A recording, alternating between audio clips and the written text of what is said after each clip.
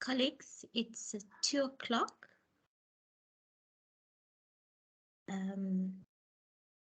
Mr. Mashilo, can I hand over to you?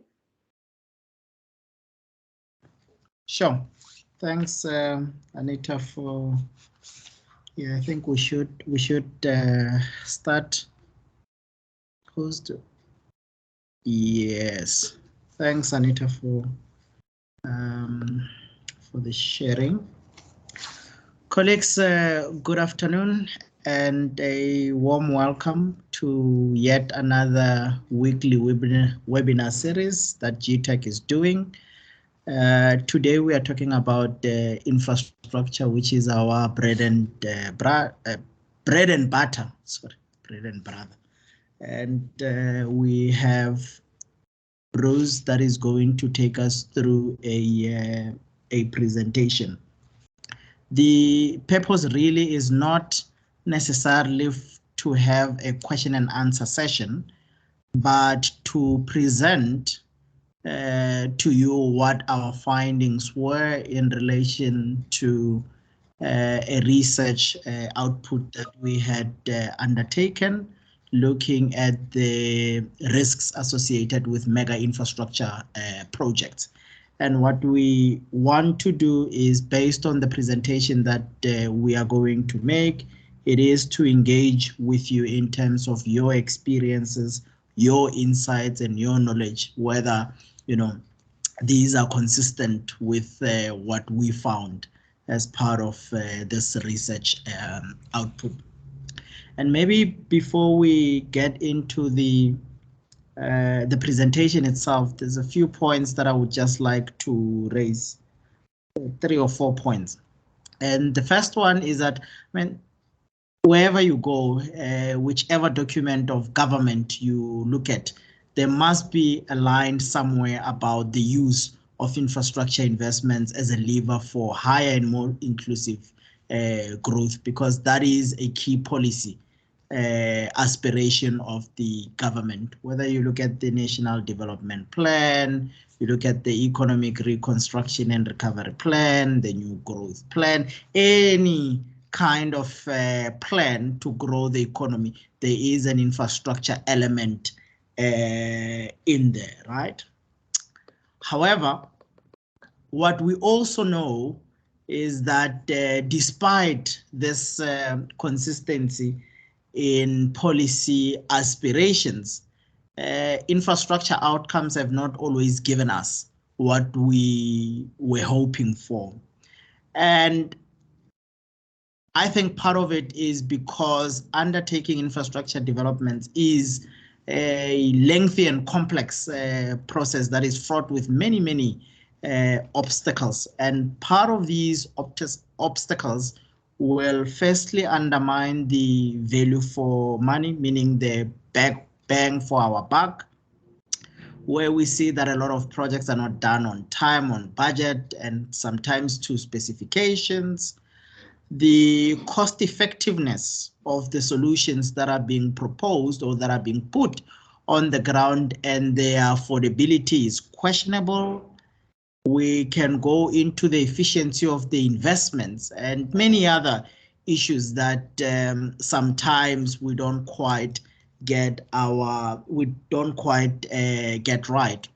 So part of the question that we had to ask ourselves as a unit was, if we are looking to expand infrastructure, and not just expand, but do it quickly, so it's expansion and acceleration, it means that we must be aware of some of these challenges that undermine our prospects. And this is why we just thought that for today we would share with you some of the major risks that are associated with some of the projects that we look at.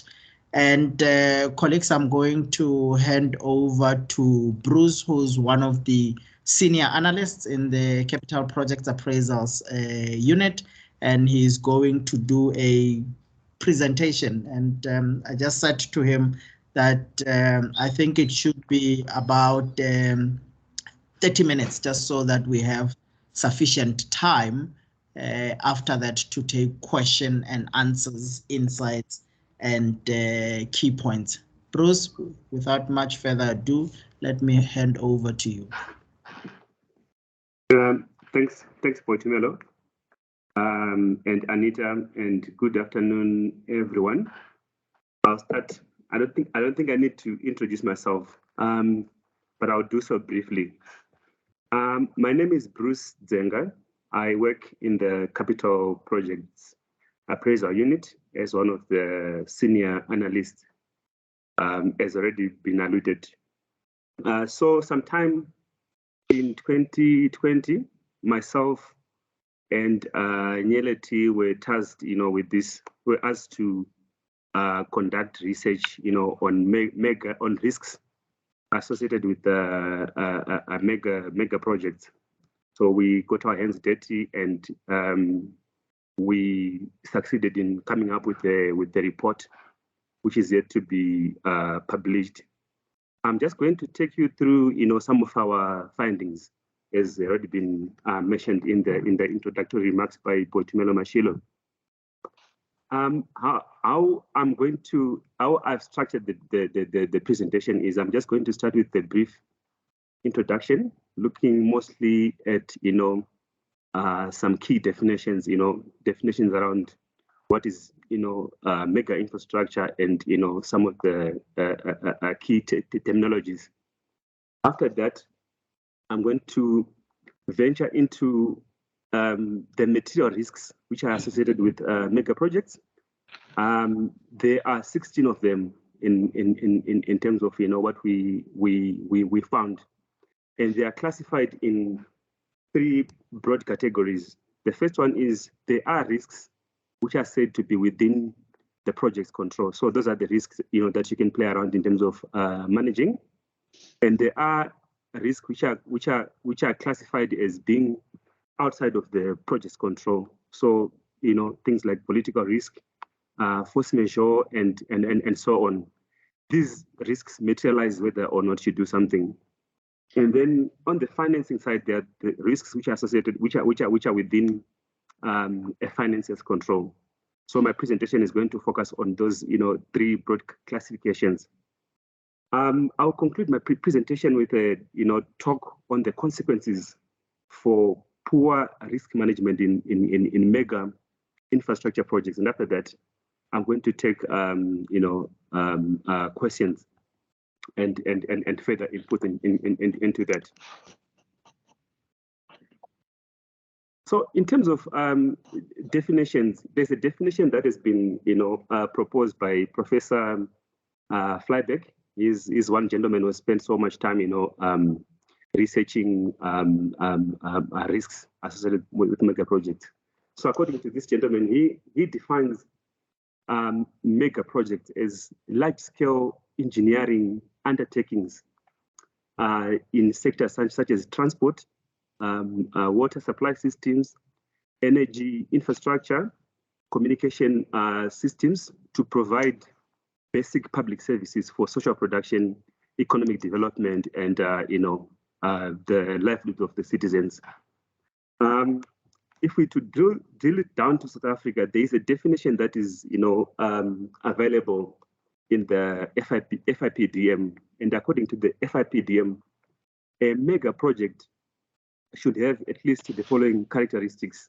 The first one is that the total project implementation cost should at least exceed R1 billion. And secondly, the undertaking should involve proprietary or innovative new technologies. And lastly, all mega projects, should be accompanied by an environmental impact assessment or a water user license. So these are, the broad definitions of, what we mean by mega infrastructure projects. Moving on, this is important because when we talk of the consequences of poor risk management in mega infrastructure projects, these are the things that we know usually pop up. The first one, in terms of the key features, is mega infrastructure projects are costly, which means if things go wrong, the impact is likely to be higher. And secondly, mega infrastructure projects are classified as strategic, and public welfare infrastructure programs. So you get to see these, programs, being or forming part, of government pronouncements. In the case of South Africa, we've got, the IDP. So a program ought to be, part of that. And lastly, mega infrastructure projects have got, long-term impacts. So once you establish or you develop or you put up a dam, the impacts of, developing a dam are long-lasting, and so are the consequences, like I've already mentioned. Moving on into now the 16 risks that I'm going to cover in this presentation. So I said in terms of the classifications, we've got within the project's control risks. So the first one is operating risk. So operating risk is classified into 3 further broad categories. The first one is, technical risks. The second one is cost, and the third one is management. I'm going to talk about, the specific definitions when I get to that. The second one is participant risk. So what we all know is the fact that mega infrastructure projects are usually characterized with the involvement of a broad range of stakeholders. So who you enter into a transaction or a deal with as far as a mega infrastructure project is concerned matters. So you want to go to bed with the proper stakeholders. The third one is completion risk. This is the risk that you're done with your project and all that is left is maybe certification by an engineer, and the engineer says no. So there is that risk in mega projects. The last two under within the project control is the engineering risk and environmental risks. I'm going to talk about that. And then outside of the project control risks, there are 7 broad categories. The first one is supply or input risks. I'm going to talk about that. Market risk, infrastructure risk, political risk, policy measure risk, and foreign exchange risk. I'm going to dig deeper into this shortly. And the last category, like I've already mentioned, is within the financier's control. So it's syndication risk, interest rate risk, and legal risk. So I'm going to start with that within the project control risks. The first one being, actually before I get into that, apologies. I think it's also worthwhile, spending some time, talking about the means for, mitigating risks. What do people normally do? Broadly speaking, there are 5 main ways of mitigating risks. The first one is contracting, whereby parties agree to take responsibility over a certain issue on behalf of someone. So if you planning to develop a power station, one way of doing it is getting into a turnkey contracting arrangement with a contractor. So you divorce yourself from participating in that project as far as risk is concerned. The second one is so-called triggers. So parties to a transaction agree that whenever something happens, we need to agree in terms of what happens. So that is called the trigger option. The third one, we are mostly aware of this because most of us who own cars and houses have got insurance. So the other way out as far as managing or mitigating risk is to obtain insurance. So the bigger term for it is financing. So you can actually finance risk. The third one is study.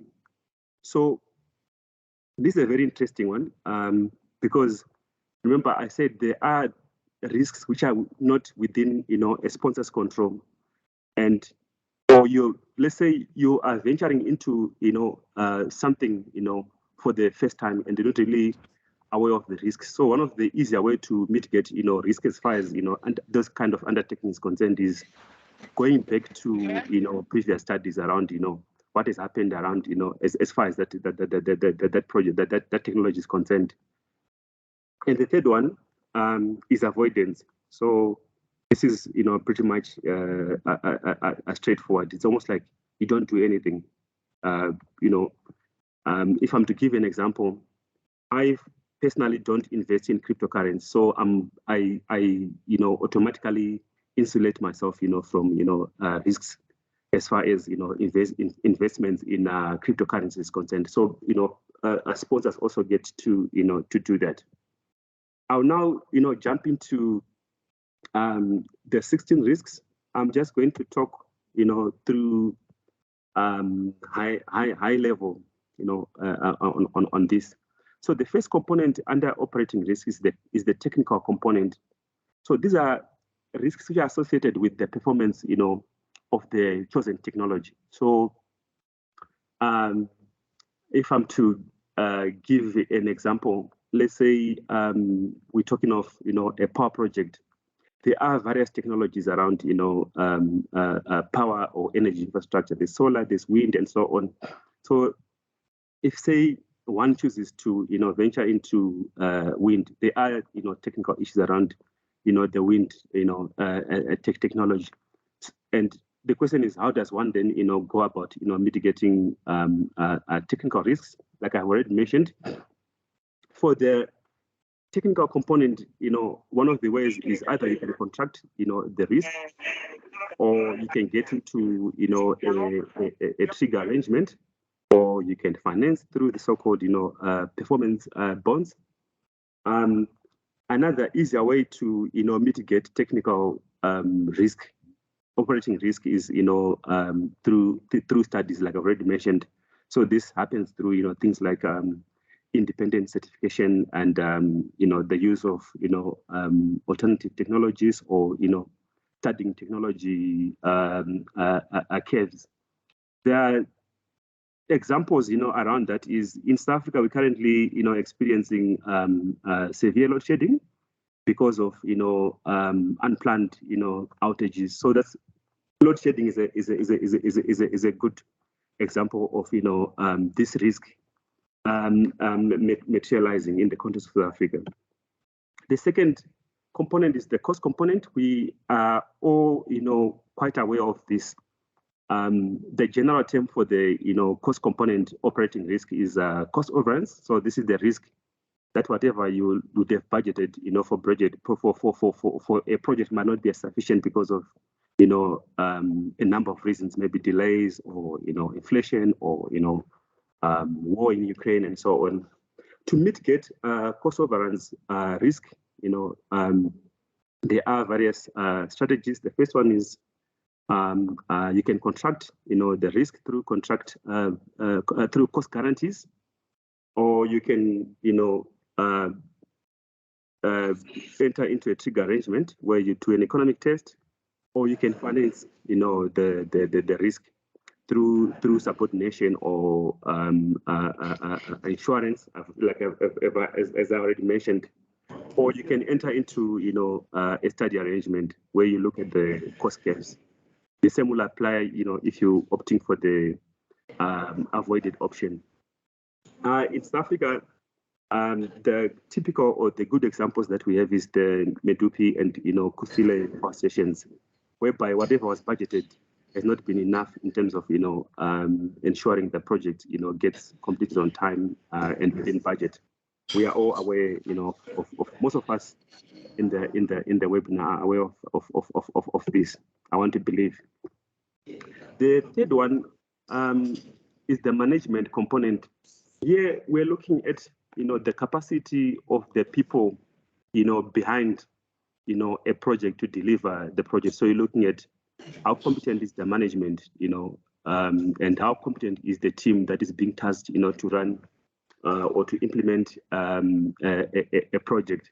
In terms of mitigation measures, you can contract the risk. So you get into a management contract, or you subcontract some of the pieces of the infrastructure development that you're not aware of. Or you can enter into a trigger arrangement where you insure the key person through the so-called key person insurance.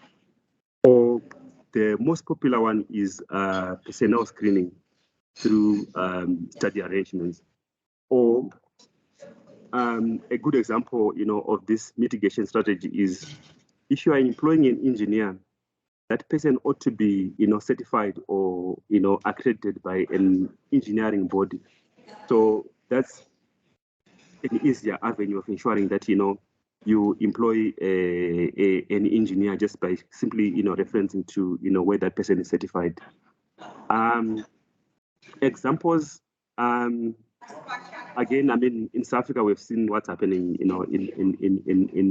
areas such as, PRASA, where a PhD holder is appointed, as head of engineering, and he goes to China, procure some locomotives, and before you know it, those locomotives don't fit into, the South African railway system. So someone, let the cut down there. The fourth one is participant risk. So this is the risk that, a party, to a project, something happens to a party to a project, through things like maybe bankruptcy, or something happens to one of the partners in a project.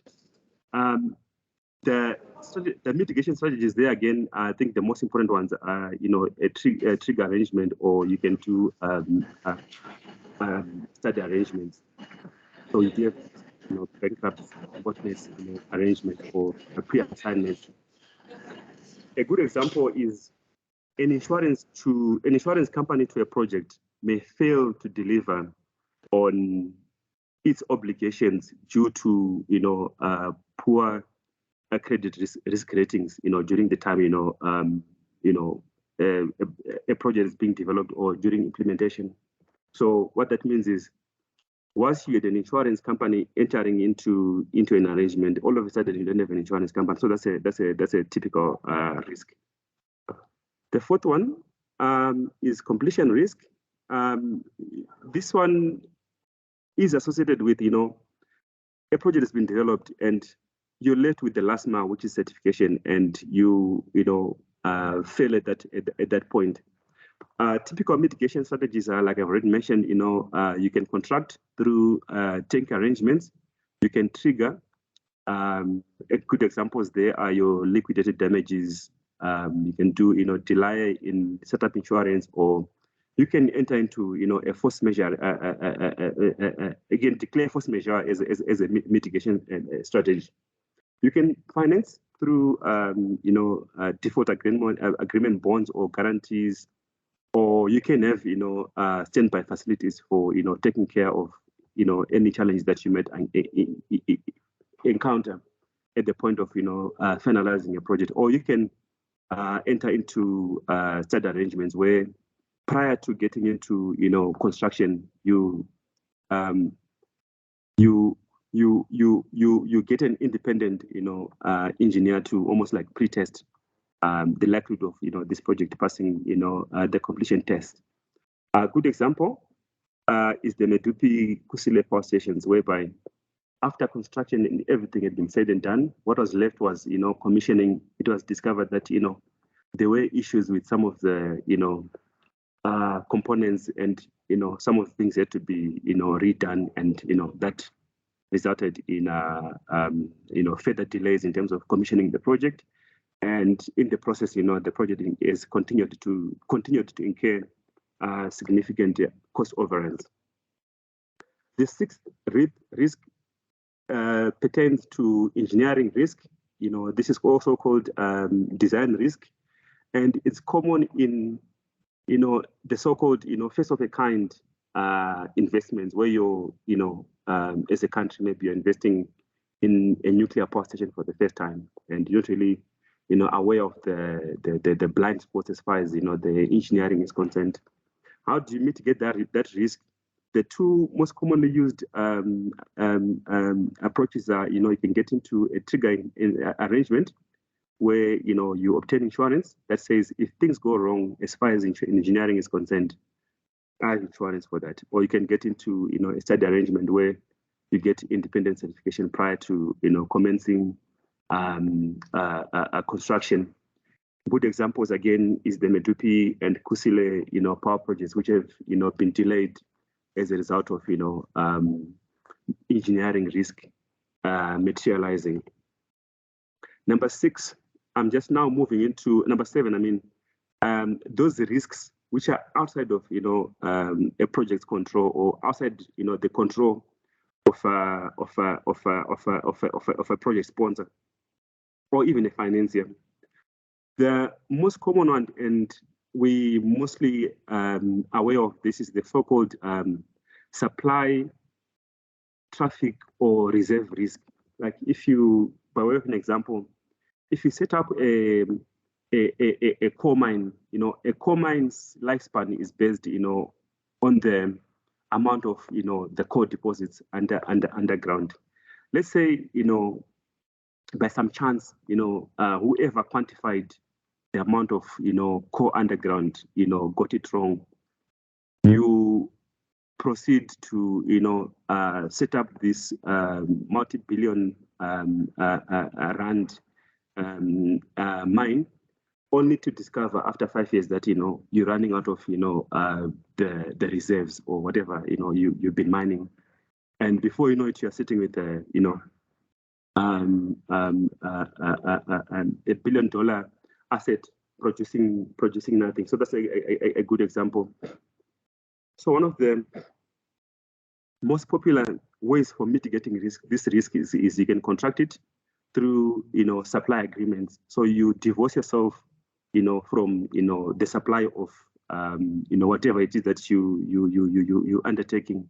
If it's a road construction project, for example, you can easily just get into toiling, contracts with the government, or you can get supply assurance, which is like an insurance contract. You can also get into a trigger arrangement where you simply insure or you hedge the risk, or you can finance it.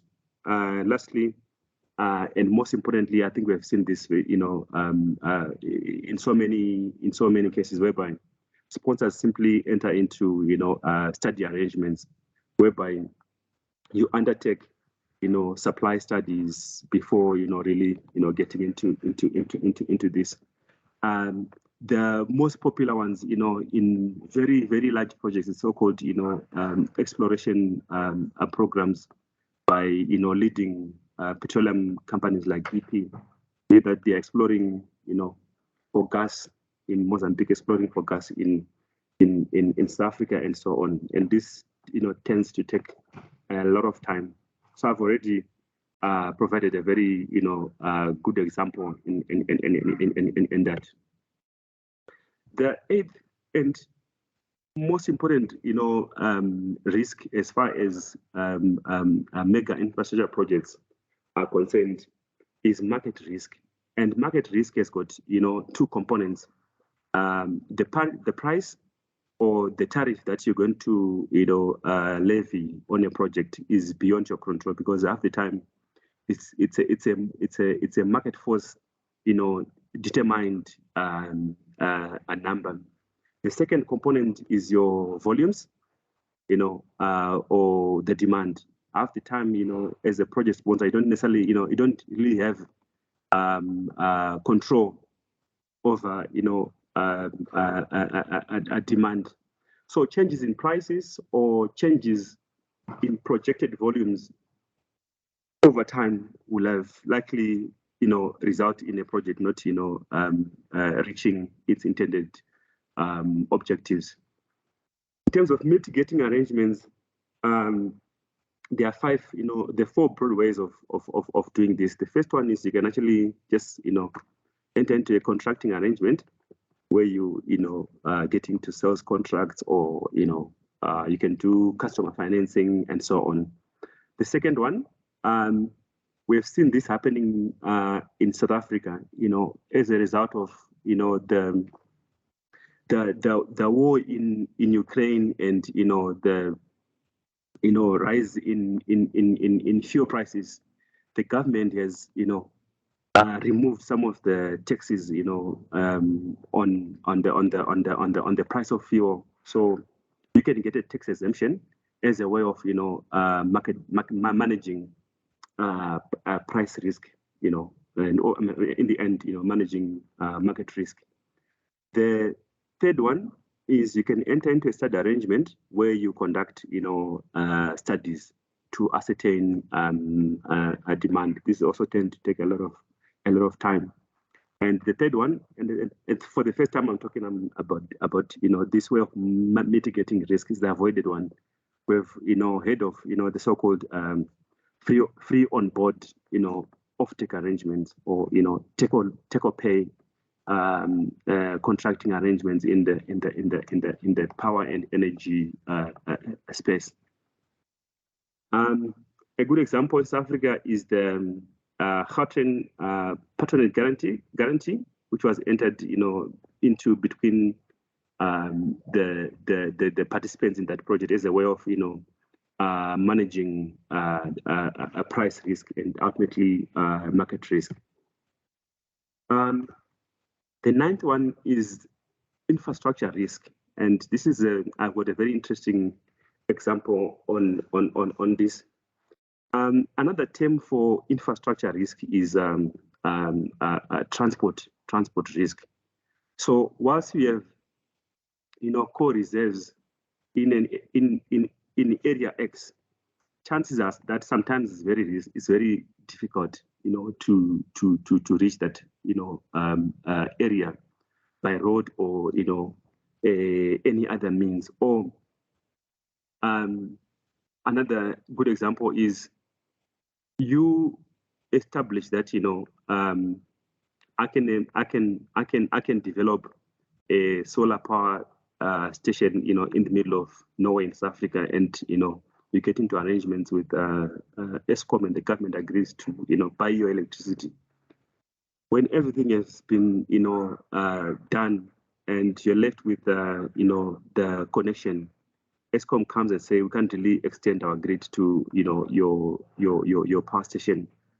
That, you know, simply means that, you know, that infrastructure risk is materialized. And I think there are quite a number of instances whereby, you know, there are a number of power stations that have renewable energy power stations that are yet to be connected to the grid because Eskom is just failing to, you know, extend the grid. In terms of managing that risk, the first procedure is, you know, you can contract, you know, that risk out. You get into infrastructure contracts, or you can get into, you know, pooled infrastructure arrangements. Secondly, you can, you know, enter into trigger arrangements whereby you hedge or you enter into contract for differences, or you can, you know, enter into an insurance arrangement. The third way of mitigating infrastructure risk is, you know, entering into a study arrangement whereby, you know, you simply conduct market forecasts, you know, before you even get to undertake the project. The third risk type is environmental risk. This is a risk that, you know, whatever you're trying to do will result in, you know, environmental pollution. How you manage environmental risk is, you know, either you can contract it out through an environmental management arrangement, or a rehabilitation management arrangement, whereby, you know, you can take a portion of, you know, whatever is being paid in terms of revenues every year, and, you know, set that, you know, money aside, you know, for in case something happens. So that feeds into, you know, the financing arrangement also as a way of managing that risk. Or you can simply get into a study arrangement whereby you conduct an environmental impact assessment, and then it tells you, you know, what that means. Or another, you know, popular way of managing environmental risk is simply following the Equator principles, whereby you engage the service of consultants who, certify your project as far as Equator principles are concerned. And the last strategy for managing environmental risk is, you can simply, avoid it by entering into such arrangements as, regulatory waivers, whereby, the government says, whatever happens, we don't care, because this project is very important. In the case of South Africa, I think we have had cases whereby, projects are being delayed because of, non-issuance of, the environmental compliance certificates by the National Environmental Management Act. 10th risk is political risk. I think the commonly used term for political risk is country risk. So this is risk that a project may fail to achieve its objectives because of political instability or change in government and so on. Bruce, Yes. can I ask you to go faster, please? Yes, yeah, I'm only left with 5. So I'm actually going to that. Thank you. All right, okay, that's fine. So the most common ways of managing political risk is, you enter into concession arrangements, contracting, or you can get into political risk insurance. There are, organizations or companies who offer this type of insurance, or you can enter into financing arrangements whereby you get into an cash escrow account, or you can get into an arrangement whereby some of the proceeds of a project or a project in South Africa gets deposited into another country or another jurisdiction. So in case something happens here in South Africa, the project is insulated. You can study the risk through following the so-called Prince chart from the World Bank, or you can simply avoid risk, like I've already mentioned, through setting up an offshore account. I've already provided examples of this, wars or civil disobedience. The 12th step risk is force majeure. We all saw what happened in KZN early in the year, floods resulting in a lot of disturbances as far as infrastructure is concerned in the KZN area, or the terrorist attacks in Mozambique last year, which was like literally stopped the development of the LNG in Mozambique. There are ways of managing this type of a risk. You can get into a trigger arrangement, or get deferral insurance, or you can enter into study arrangements whereby you employ the service of a risk manager, and over and above that you get safety measures in place. The 13th, also very common, is foreign exchange risk. The risk that the cost of a project or the revenues of a project are affected by the movement in the foreign exchange rate. Typical examples where this happens is let's say you borrow money abroad in US dollars and you invest in South Africa, and you have arrangements for paying principal and interest repayments in US dollars. Anything that happens to the exchange rate will affect the quantum of funds that you then need to pay. In terms of mitigation arrangements, you can enter into contracts, the so-called forward contracts, or you can trigger current swaps.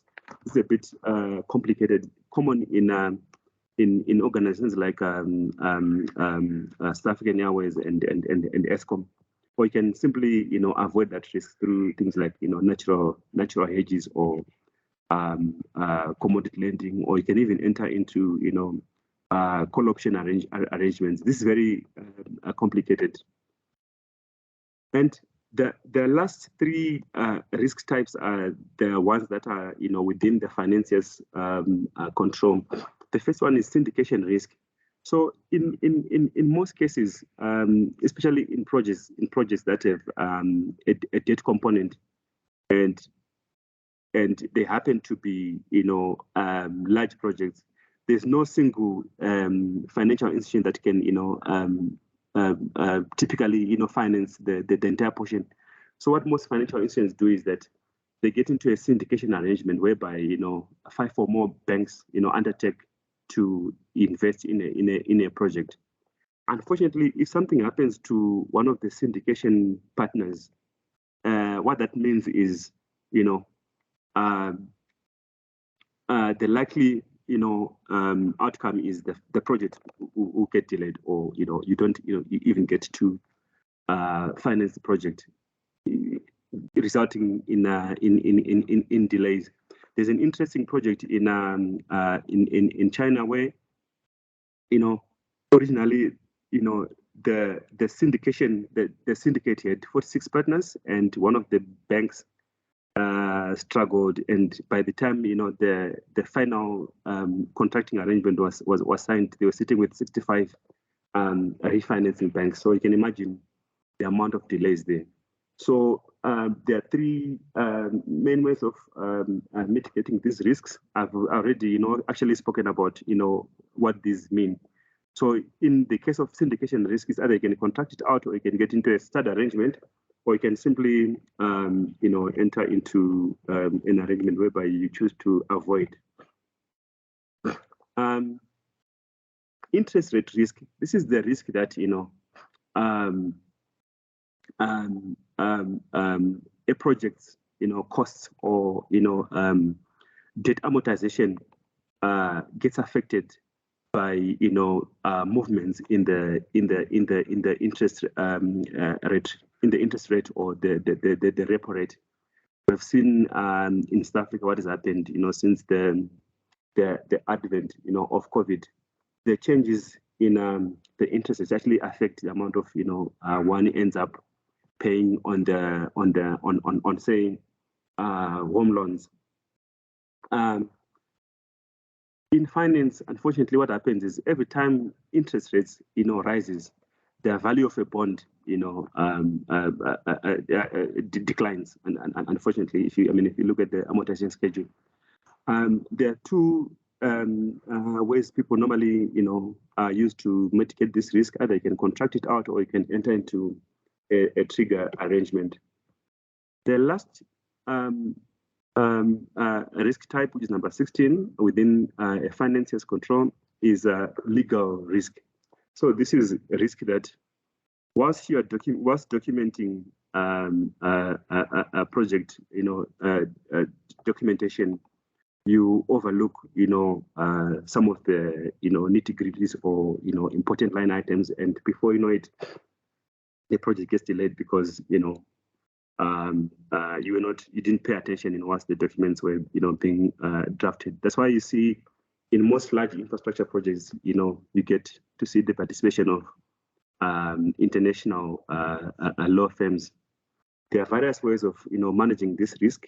You can either contract it out, or you can enter into a trigger arrangement. You can start the risk, title searches and so on. You can conduct due diligence, or you can simply choose to avoid it. In conclusion, colleagues, I just want to quickly go through a link or the relationship between the 16 risks that I spoke about and a cash flow statement. So if you're looking at your cash from operating activities, these are usually impacted by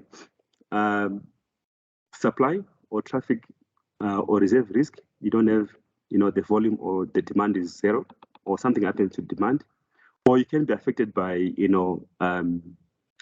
price movements, which is the market risk. Or one of the key risks to one not realizing cash flows, especially from operating activities, is the movements in the foreign exchange rate. Environmental risk, delays, the time at which a project would ought to have started. Similarly, infrastructure or traffic risk also affects operations. You're sitting with a power station, but you don't have a means of evacuating that power because of the delays in ESCOM, connecting it to the grid. Same thing, if something happens, force majeure, acts of God, the project stops, so it means you don't get to generate revenue. Likewise, if something happens, as far as design or engineering risk is concerned, the project stops, so you don't get to generate any revenue. And lastly, if something happens to one of the participants in an infrastructure project, sometimes the project gets to stop, and that affects operations. In terms of cash costs, capex, there are things that really play a part in terms of impacting on that is foreign exchange risk, technical risk, cost risk, management risk, environmental risk, infrastructure risk, and engineering risk. The same will speak to your line items like royalties, which are affected by infrastructure and political risks. On the operation and maintenance cost side, the most important risks that affect O&M costs are your capacity in terms of management, participant risk, and legal risk. Now moving, I've already spoken about the capex line item. I think for me the other most important thing is the sources of funding, debt and equity. So the most important risks that affect your funding sources is foreign exchange risk, completion risk, interest rate risk, and I've already mentioned syndication risk. I'm not going to touch on some of the cash flow line items because they're not really important. I'll end here, Mr. Bashilo. Let me hand over back to you for the questions and any further input into this. Thank you. All right. Thanks, Bruce, for that presentation. You did take a lot more time, but I think it was important that you go through, the presentation in the level of detail that you went through. Colleagues, may I ask if there are any questions of clarity or contributions that any one of you would like to make in terms of what Bruce has presented here? Please use the raise hand function and we will recognize you. Anyone?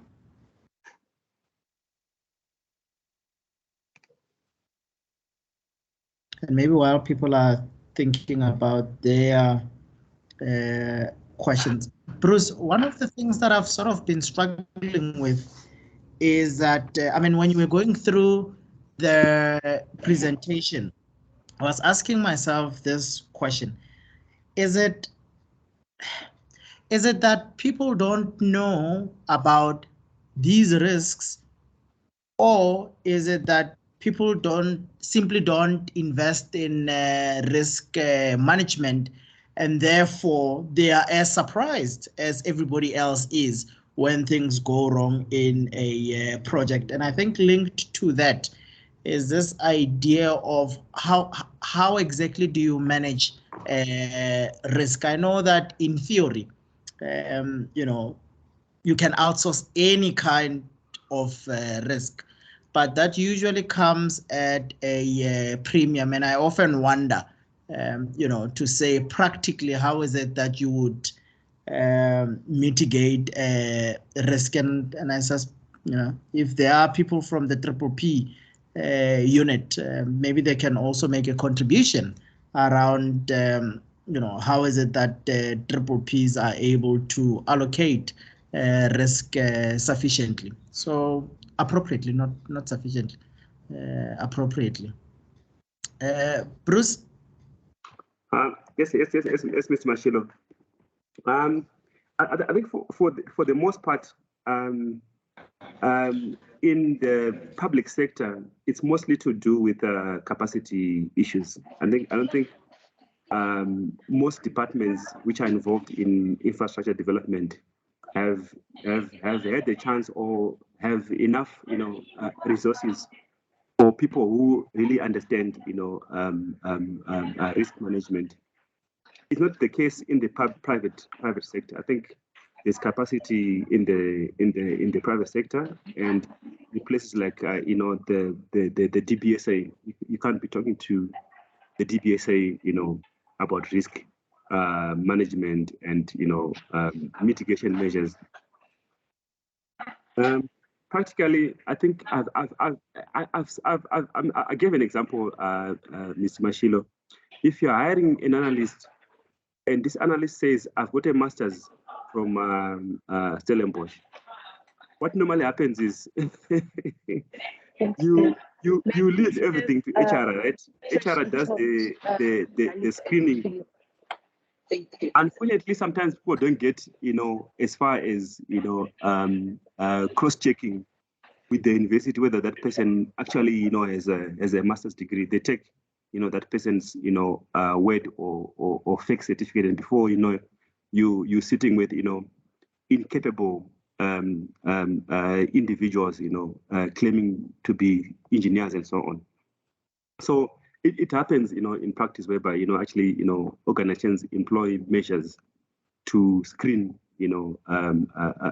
people at the point of entry as a way of managing, operating risk, the management component. I can give, so many other examples, but I think this one is more clear. Okay. I think maybe let me leave it there. I see there are two hands. Gillian, your question, please, or your contribution. Thank you. I've got a question.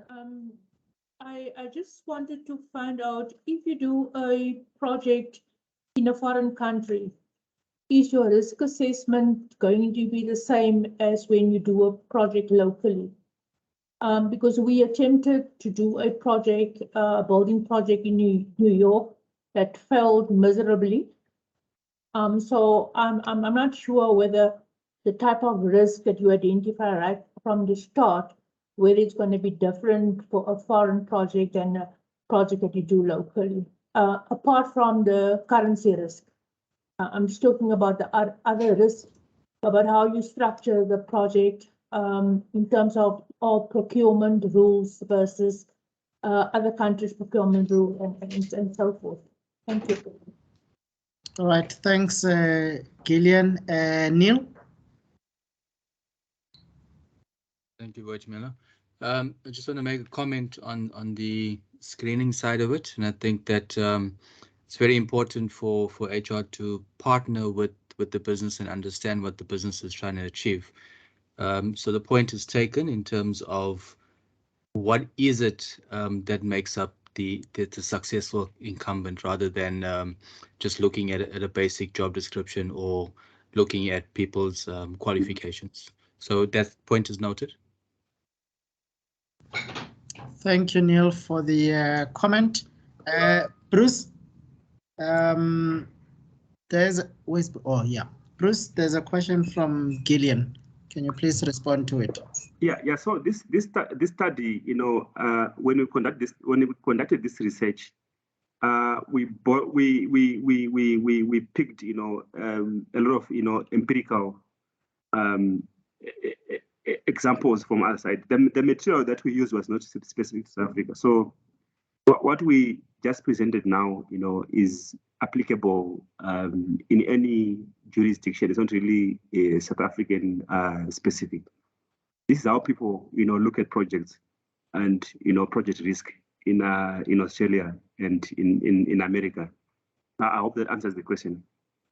Yeah, maybe what I can add is, look, the principle of risk matrix in any project is always specific to that project, and what Bruce has just presented here is these are the generic risks that you find in most mega infrastructure project, but of course each and every project will be different. The New York project will have its specific risks that are similar to accommodation type projects in the country, but also because it's in a different jurisdiction, it will also have projects of its that are unique to it. So I think that's the principle. Gillian, I hope that covers you. Okay, are you covered, Gillian? Sorry, I was just trying to unmute. Yeah, I think it covers it. But I just feel that there is a lot of risks in foreign projects for me that wasn't covered in the risk that was presented. So I mean, a lot of risk on the New York project was the way we structure projects, which was quite different to how they structure projects in the US. It also was around procurement rules. And I think we don't have experience of actually executing projects in a foreign country, and that was basically the first one that we were trying to do, which actually failed. So I just think the risk metrics will be quite different for a foreign project. Thanks. Yeah, thanks, Gillian. Busi? Thank you. Mine is just a comment from a risk management perspective. First of all, what is worth noting is that the risk management process is basically implemented in the interests of stakeholders.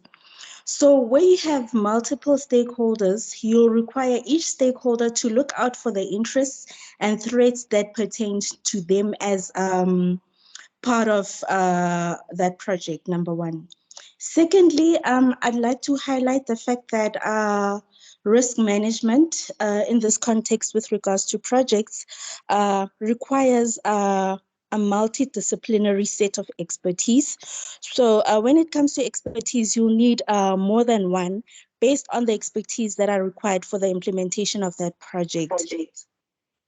Thirdly, looking at the long-term life cycle of these mega projects, one needs to consider that risk management and the monitoring of those risks need not take place once too far apart, So that would require each and every single life cycle milestone of a project. Risks need to be identified, managed, and monitored, not as a once-off basis, or not considering it shouldn't be implemented,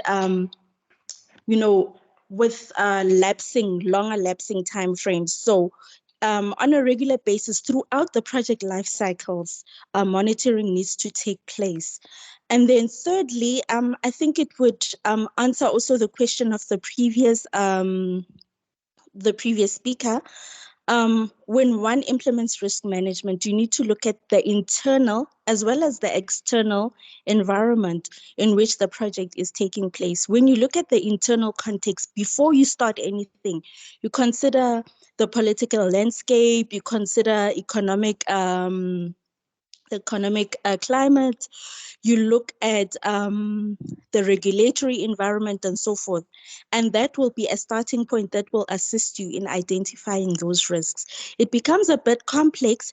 Basically, the principles are the same and the methodology for risk management is the same internationally. The complication comes when you have a project that spans across different geographical areas or different countries, for example, that would add a bit of complexity. But whether a project is abroad or local, national, the principle is the same, the methodology is the same. Your point of departure would be to look at the internal and external environment in which the project is taking place, and one would take it from there. Thank you. Thanks, Busi, for those points. I think one cannot argue with that. And those that don't know Busi, Busi is in the office of the CRO, so she's speaking from a well-placed, perspective. Bruce, would you like to perhaps just reflect a little bit based on what Busi has mentioned now? Thank you, Ms. Mashilo. Yes, I want to. I think for me, the most important, thing there is the process for identifying risks. So I think I mentioned at the tail end of my presentation that the starting point should be the cash flow statement, because a cash flow statement combines your income statement, which is your operating activity. So the question that you're asking is, what can go wrong as far as operations are concerned, as far as the capacity of this project to generate revenue? The second component of the cash flow statement is the balance sheet that ordinarily looks at your, different sources of, funding for the project on the liability side. So you're saying, what can go wrong as far as my ability to raise funding is concerned? So you're talking about, your syndication risks and bigger risks and so on. And the third component is the assets side, again in the balance sheet. What can go wrong, as far as, investing in CapEx is concerned, or spending money, in infrastructure? I think a good example that we actually seeing materializing is the case of Eskom. Eskom is struggling on the basis of maybe poor balance sheet fundamentals. So someone did not do their job well in formulating or identifying risks for programs such as Medupi, Kusile, and the IPP and so on.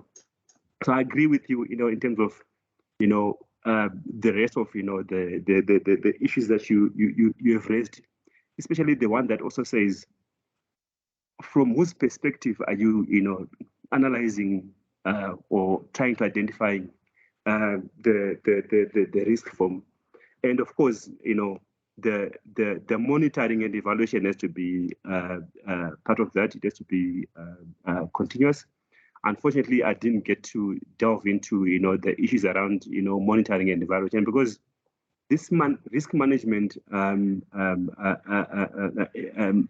universe is quite big. You can't really discuss everything in one go, but you're raising really important issues around the need for continuous monitoring and evaluation. Let me end there, Ms. Mashilo. Yeah, I think that's fine. I was hoping Matthew would raise his hand, but he's got two questions in the chat.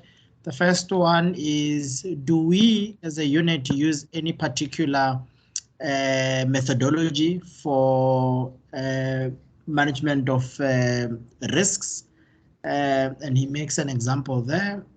And then two, he's asking, what is the role of your stakeholders in risk mitigation? And he says he noticed that the mitigation strategies employed were mainly outsourced. Can you please respond to that? And maybe before you do, I see a hand from Shingi. Shingi, do you want to come in? Yeah, thanks. And thanks for the presentation. So just a comment and an observation from my side. I think one of the things that we don't do very well in the public sector is to do post-project reviews, where you document lessons that have been learned. And I remember in the old days, on projects, at the end, well, during construction and implementation of a project, you would have to compile a lessons learned log. I mean, that was part of project documents at project closeout. And this is something that you don't see anymore, documentation of lessons learned. on projects. And I think, you know, without that, you're sort of doomed to make the same mistakes over and over again. I think, you know, that's something to consider as part of, you know, managing risks going forward, especially in the public sector. Thanks. Thanks, Shingi. Well spotted. Bruce, would you like to respond to the Matthew's comments? I'm also sure if I'm qualified enough to comment on the first one, like, do we have a methodology? so because in most cases, you know, our role is to, you know, appraise or to evaluate, you know, submissions to Treasury for funding. So I can't really say there's a methodology. We look at each project as and when, you know, it come. We have not really, you know, established a methodology for, you know, assessing or identifying risks. The role of the stakeholder, unfortunately, risk management is complicated. You know, it's not something that you ordinarily would want to, you know, insource or, you know, undertake as a project sponsor. Unfortunately, some of the pieces you need to, you know, outsource. I think Busi was, you know, very much spot on, you know, on that. That at some point in time, you need to, you know, look for experts. Things like, you know, entering into insurance contracts, you would need someone who can actually, you know, advise, you know, on, you know, issues around, you know, underwriting, you know, construction guarantees and so on. So unfortunately, you do not have a choice on the back to you, board member. All right, thanks. And I think you have answered the first question well, in the sense that we don't do risk analysis, well, risk identification and the like. What we do is we assess whichever methodology a sponsor would employ in a project. We would we would analyze using that particular methodology. And you know, as I said earlier on, no two projects are ever the same. So depending on what we are dealing with, the technology, the type of infrastructure, and so on and so forth, we can ask very specific questions. And I think even on the second question, Matthew, so part of it is, for me, it's not just about outsourcing, because these things also depend on your capacity and your capability. If you speak to Gillian, who's responsible for public works, and we start asking the question of the capacity and the capability of that department to do some of the work, a lot of people might argue that you know, there's a reason why we ended up going with implementing agents. And even with the implementing agents, sometimes we still have issues that we have to go out to private contractors and a whole range of other arrangements. So it's not just that you're trying to outsource, it's that you need to be looking at yourself as an institution and saying, what am I capable of? What do I have? And so on and so forth. Bruce, in the next 2 minutes or so, what I would like you to do is, what is the key takeaway from this? We've heard you talk about risk. What is the thing that you would like us to live with and take to our respective areas? The so what question. Thank you, Boitumelo. I think the most important thing is, you know, the consequences or consequence management. What we ought to be telling ourselves is the fact that if we're not careful in terms of, you know, how we, you know, look at project risks, especially as far as mega infrastructure projects are concerned. Remember, we said there are high valued projects in terms of cost, high impact, and long term. So if you get it wrong at risk management or at the point of managing risk, it means you're going to incur even higher costs, bigger costs, the negative impacts are also likely to be higher. The negative benefit or to society is also likely to be high. So the consequences are equally mega, if I'm to put it that way. Thank you. Thanks, Bruce, and I agree with that. That I think as we are looking at infrastructure projects and looking at the role that they could play, this catalytic role, it only happens or it only materializes if we've managed our risk well. And to Bruce's point, risk management is not an exercise that you do now. You end up with reports, you put them on the site and you say, we'll see risk management later on. It is a continuous process, and that's what we are trying to entrench within our appraisal space, to say to sponsors, please, as much as possible, make sure that you do proper risk identification, management, and monitoring from day one up until the last day that we are involved, and even beyond. Colleagues, I would like to thank you very much for attending this session. Feel free to engage with us. Bruce, you didn't give your email address, but those that are internal, as in the Treasury colleagues, National Treasury colleagues, and the GTAC colleagues, you can reach out to us if there's anything. Bruce, just type in your email address in the chat so that if anybody wants to have a follow-up on this topic, they can do that. Donald. Yes, good afternoon, Boitumelo, and thank you very much to you and Bruce for your presentation. Is it possible to share this presentation with us, or is it circulation limited? Thanks.